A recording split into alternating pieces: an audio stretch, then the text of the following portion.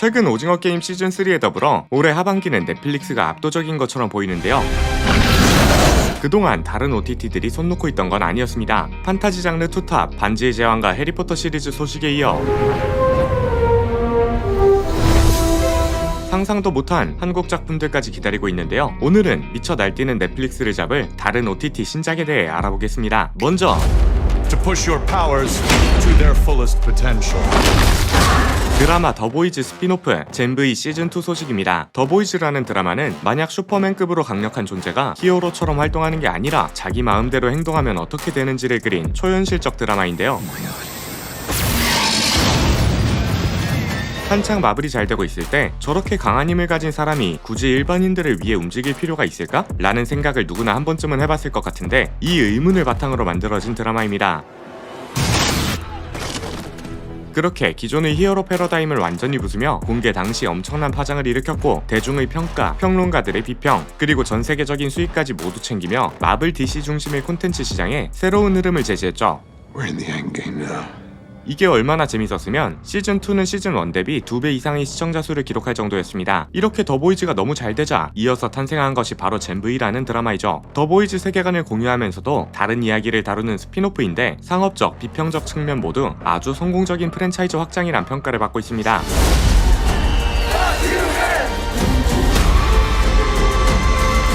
더보이즈 그리고 젠브이는 저도 너무 재밌게 봐서 더 자세히 얘기하고 싶지만 뒤에 많은 작품이 남아있으니 여기까지만 소개하고 다음으로 넘어가보죠. 같은 OTT인 아마존 프라임에서 또 하나의 작품이 준비되고 있는데 바로 반지의 제왕 힘의 반지 시즌3입니다. Hayok Zambat.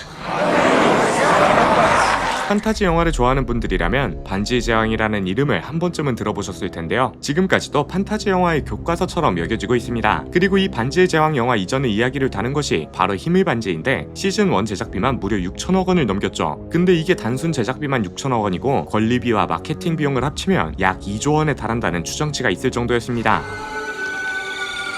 처음에 사람들은 드라마에 이 돈을 붓는 건 미친 짓이라 했는데 막상 작품이 나와보니 생각보다 퀄리티가 높았고 기존 반지의 제왕 팬들은 사우론의 과거, 간달프의 과거 이야기를 다룬다는 것에 흥분되는 마음을 감출 수 없었죠. Ancient and powerful has returned. 물론 이 작품에 PC가 조금 묻어서 보는 동안 다소 아쉬운 점도 있긴 했지만 제 개인적인 생각엔 영화 비주얼이 워낙에 좋다 보니 그냥 감수할 만한 정도였던 것 같습니다. 시즌1 그리고 시즌2는 호빗, 엘프, 인간이 사우론을 처음 만나게 되는 과정과 종족 간 분열 그리고 사우론의 부활을 그렸는데요. Lord of the Rings. 앞으로 나올 시즌3는 사우론이 절대 반지를 완성하는 것이 주요 테마라고 하는데 어쩌면 반지의 제왕 1편에 나왔던 역대급 규모의 전쟁, 최후의 동맹을 다룰 것 같습니다. A last alliance of men and elves marched against the armies of Mordor.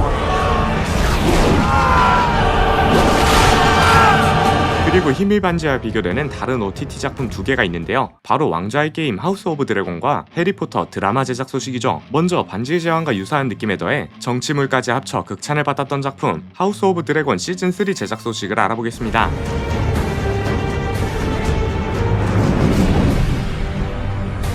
하우스 오브 드래곤은 왕좌의 게임 프리퀄 작품으로 힘의 반지가 반지의 제왕 프리퀄이라는 점에서 비슷한 모습을 보이고 있죠. 일각에선 왕좌의 게임이 반지의 제왕과 비교되는 것을 넘어 더 뛰어난 작품이라고 평가하기도 합니다. 마치 그걸 입증하듯 왕좌의 게임은 에미상을 쓸어먹으며 역대 최다 수상 드라마에 등극했죠. Game of Thrones.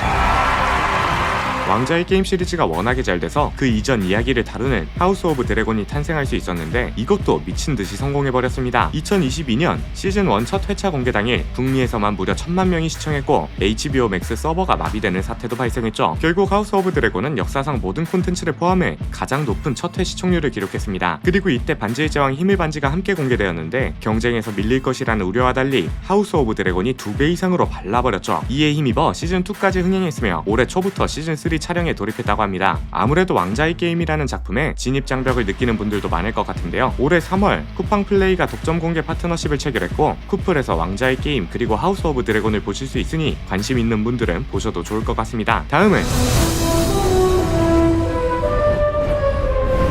판타지 영화의 교과서 투탑 중 하나인 해리포터 리부트 소식입니다. 많은 분들이 아시다시피 해리포터는 원작 소설을 바탕으로 만든 영화였는데요. 이 프랜차이즈가 정말 크게 성공하며 전 세계적인 팬층을 형성했습니다. 그리고 언젠가부터 해리포터 드라마 루머가 돌기 시작했습니다. 그러나 알고 보니 뮤지컬 제작 소식이었다거나 말도 안 되는 헛소리 정도로 그쳤는데 2023년 해리포터 드라마가 공식 발표됐습니다. 게다가 소설 원작자 J.K. 롤링이 총괄 프로듀서로 참여하는데요. 영화를 제작할 당시 그녀는 신인 작가였고 영화 제작 과정에서 영향력이 약한 편이었습니다. 그러나 지금의 롤링은 걸어다니는 해리포터 그 자체가 되었고 이번엔 꽤나 유의미한 영향을 미치며 원작의 색채를 살릴 것이 예고되었죠. 그런데 캐스팅부터 감론을박이 펼쳐지고 있습니다. 먼저 주인공 3인방은 이 아이들인데 기존 헤르미온느랑은 조금 거리가 먼 느낌이 있죠. 하지만 인종만 조금 바뀌었을 뿐 오히려 원작의 괴짜 느낌은 더 잘 살린 것 같다는 평가도 있습니다. 그러나 문제는 다른 인물이었죠. 바로 해리포터 얘기만 나왔다 하면 재평가받는 인물이자 순회의 정석인 스네이프 교수인데요. It spoke of a boy born at the end of July. Yes, but he thinks it's her son. Hide them all. I beg you. What will you give me in exchange, Cerberus? Anything. 이번에 배우 파파 에시에두가 그 역을 맡기로 확정되었다고 합니다. 아무튼 작품은 나와봐야 알 것 같고 이번 리부트는 영화가 아닌 드라마로 이루어지는 만큼 영화에서 볼 수 없었던 이야기가 대거 등장할 것으로 기대되며 말포이를 연기했던 톰 펠턴이 자기 아빠 역할로 등장할 수 있다고 하니 해리포터 팬들은 이 작품 소식에 주목해보면 좋을 것 같습니다. 이렇게 잘 됐던 프랜차이즈를 살리는 게 요즘 트렌드인데 디즈니 플러스도 한 작품을 준비하고 있죠. 바로 에이리언 어스인데요. 아마도 SF 영화를 좋아하는 분들이라면 에이리언 시리즈 혹은 프레데터 시리즈를 알고 계실 텐데 두 작품 모두 우주를 배경으로 한 영화였습니다. 물론 에이리언 대 프레데터라는 작품이 있었고 이건 지구를 배경으로 하고 있긴 하지만 공식 설정과는 완전히 상관없는 일종의 팬서비스 영화였죠. 그리고 이번에 공식 설정상 최초로 에이리언이 지구에 도착한 이야기를 그린 작품이 바로 에이리언 어스인 것입니다. 지금까지 아주 짧은 영상들만 공개하면서 호기심을 자극하다가 얼마 전 제대로 된 트레일러를 공개했고 그 반응은 정말 폭발적이었습니다. 먼저 인간의 정신을 옮겨 담은 휴머노이드의 등장, You're going to be the first person to transition from a human body to a synthetic. 그리고 에이리언뿐만 아니라 그와 함께 지구에 불시착한 다른 종족들의 이야기, This ship collected 5 different life forms. 그리고 기다리고 기다리던 에이리언의 모습까지 보여주며 한 치 앞도 예상할 수 없는 스토리가 될 것을 예고했죠. 우리나라에선 디즈니 플러스 독점으로 공개될 예정인데 미국에선 FX라는 채널과 훌루에서 공개하는데요. FX 채널은 애초에 범죄, 판타지물의 강한 모습을 보여줬고 이에 따라 이번 에이리언 어스가 호러 작품의 성격을 잘 살릴 것이란 기대가 쏠리고 있습니다. 그리고 최근 프레데터 배드랜즈 트레일러가 풀렸는데 여기서도 휴머노이드가 등장하면서 에이리언과 프레데터 세계관 통합설에 무게가 실리고 있죠.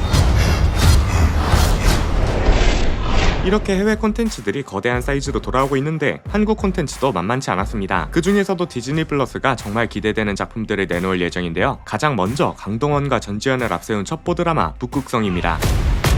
Take care of her.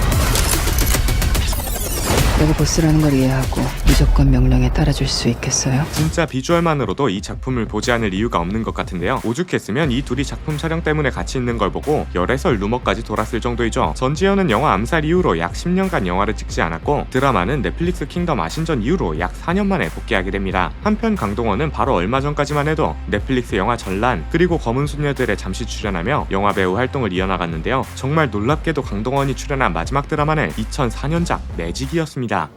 어디가?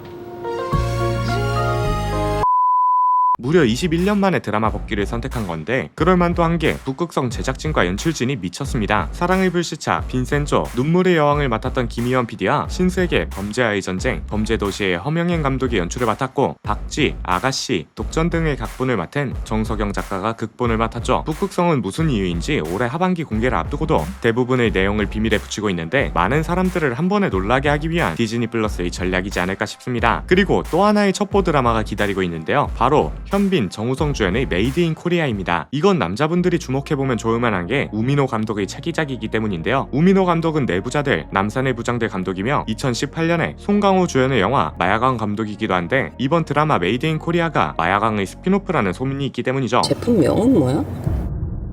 Made in Korea. 메이드 인 코리아는 1970년대 한국을 배경으로 한 시대물인데 약 700억 원이라는 제작비가 투입된 만큼 단순한 드라마 장르가 아니라 시대극, 정치, 액션, 스릴러 모두를 섭렵한 작품이 될 것으로 예상되고 있습니다. 게다가 현빈과 정우성은 그동안 OTT 작품에 한 번도 출연하지 않다가 이 작품을 선택한 만큼 남자 냄새 물씬 나는 작품이 될 것 같죠. 특히 디즈니 플러스는 이 작품이 K-드라마 판도를 바꿀 텐트폴이 될 것이라며 회사 자체가 기대하고 있는 강력한 콘텐츠임을 강조했습니다. 그리고 디즈니 플러스에 기둥하면 생각나는 작품이 하나 있죠. 듣게선 안 돼요, 절대로. 바로 무빙인데요. 작년 말 디즈니 콘텐츠 쇼케이스에서 무빙2 제작이 공식 발표되었고 올해 초부터 감독 배정 및 캐스팅을 진행하고 있습니다. 이에 더불어 각본 집필 작업이 진행 중이라고 하는데 시즌1 주인공 격이었던 이정아 배우가 강풀 작가에게 시즌2에 대해 물었고 이번엔 시즌1보다 액션이 화려해질 뿐만 아니라 스케일도 훨씬 더 커진다는 답변을 받았다고 하죠. 이 무빙 덕분에 디즈니 플러스 공무원이 된 배우가 있는데 바로 류승룡입니다. 류승룡은 영화뿐만 아니라 드라마에서도 많은 활약을 보여줬고 특히 킹덤에서 깊은 인상을 남겼는데요. 전하께서는 풍화하셨습니다. 무빙에선 코믹하면서 묵직한 연기를 선보이며 많은 관계자들이 눈에 들었습니다. 그리고 이번에 디즈니 플러스가 작정하고 만든 작품에서 주연을 맡게 되었죠. 대박나무다 대박. 쪽박나무다 쪽박. 그거 진짜입니까? 대놓고 판을 벌리자고. 마을 사람들도 임무로 쓰고. 먼저 죽는 게 임자랍니다. 합시다 같이. 바로 드라마 파인 촌뜨기들인데요. 촌뜨기들은 만화 미생으로 유명한 작가 윤태호의 웹툰을 원작으로 하고 있습니다. 1970년대 한국 신안 앞바다에 중국 원나라 시절 무역선이 침몰해 있다는 소문이 퍼지고 전국 각지의 사람들이 신안 앞바다로 달려드는 내용을 담고 있죠. 신안 앞바다에 보물선 하나 빠졌지 않습니까? 그거 진짜입니까? 그리고 파인 촌뜨기들 감독을 강윤성 감독이 맡았다는 것에 주목해볼 필요가 있는데요. 이 감독의 첫 드라마는 카지노였습니다. 세상이 다 그런 거야. 예수아. 안 그래도 넷플릭스에선 수리남을, 디즈니 플러스에선 카지노를 내놓으며 남자들이 원했던 작품이 얼마 만에 나온 거냐는 말이 많았는데 이번에 강윤성 감독이 카지노 차기작으로 선택한 것이 바로 파인 촌뜨기들인 것이죠. 그리고 카지노 감독답게 정파리도 이번 작품에 참여했으며 동네 방네 잔치를 열어버렸네. 음주운전으로 자숙했던 상구형 그리고 비리 공무원까지 나오며 카지노 멤버들이 대거 합류했던 것을 알 수 있습니다. 이 정도면 거의 카지노 후속작처럼 보이기도 하죠. 게다가 뜻밖의 인물도 보이는데요. 쪼가봅시다. 동네 방네 잔치를 열어버렸네. 제가 잘못 본 건가 싶었는데 바로 동방신기의 정윤호였습니다. 그 새끼가 나보다 좋아? 근데 사실 영상을 만드느라 몇 번 돌려봐서 그렇지 처음 봤을 땐 어색한 것도 없었고 아예 정윤호인지 몰랐어서 큰 걱정은 안 해도 될 것 같습니다. 무엇보다 연기력 하나는 믿고 보는 배우들이 총출동했고 바닷속 보물을 찾는다는 컨셉이 한국에서 나오기 힘든 설정이라 이 자체만으로도 볼 가치가 있는데요. 우리 자식들 다 모이겠네. 우리만 냄새 맡은 게 아니에요. 여기서 캐는 그릇 제가 다 사겠습니다. 좌판 한번 버려볼까? 안 그래도 최근 주요작 중 하나였던 너고프가 무기한 연기되며 디즈니 플러스의 위기가 찾아온 게 아니냐는 말도 있었는데 전혀 걱정하지 않아도 될 라인업을 준비 중인 것 같습니다. 여러분은 오늘 소개드린 것 중 어떤 게 제일 기대되시나요? 그럼 오늘의 영상은 여기서 마치며 다음에 더 흥미로운 영상으로 돌아오겠습니다. 감사합니다. 지금까지 에플릭스의 피였습니다.